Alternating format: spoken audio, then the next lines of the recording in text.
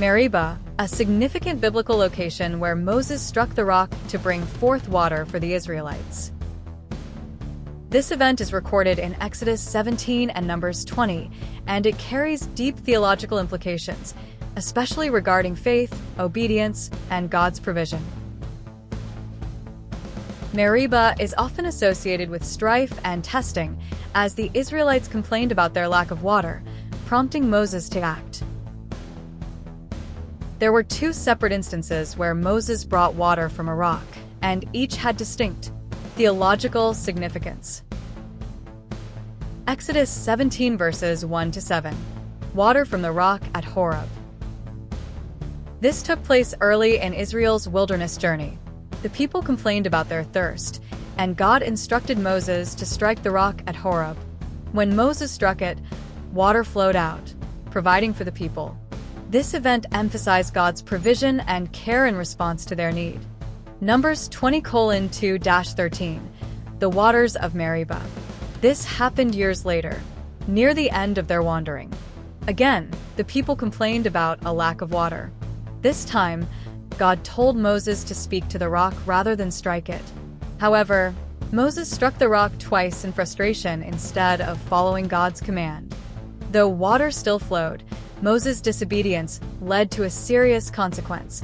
God declared that he would not enter the promised land. Both events reveal different aspects of God's nature. The first highlights his mercy and provision, even in the face of complaints. The second demonstrates the importance of obedience, as even Moses' momentary lapse had long-term consequences. Some theologians also see symbolic meaning here, the rock representing Christ. Just as Christ was struck, crucified, once for our salvation, the second event might signify that we should rely on him through faith and obedience, rather than demanding another act of sacrifice. The wilderness journey of the Israelites was a pivotal period in biblical history, spanning 40 years as they traveled from Egypt to the Promised Land.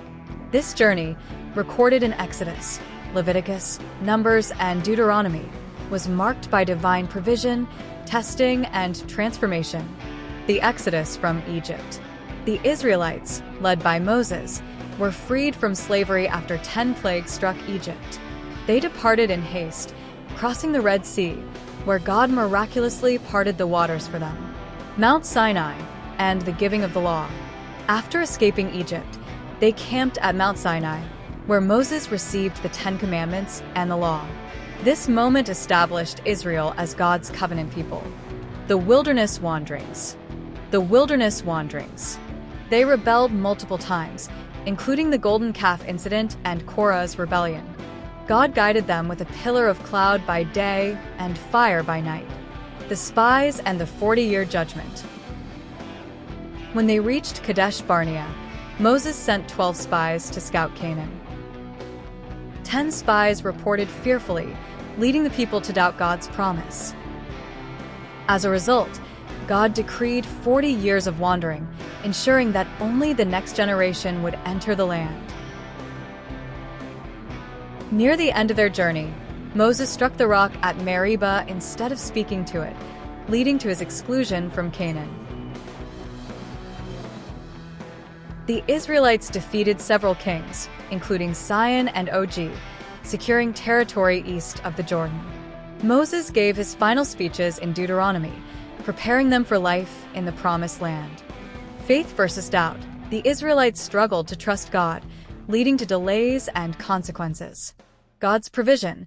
Despite their complaints, God sustained them with food, water, and protection. Obedience and leadership.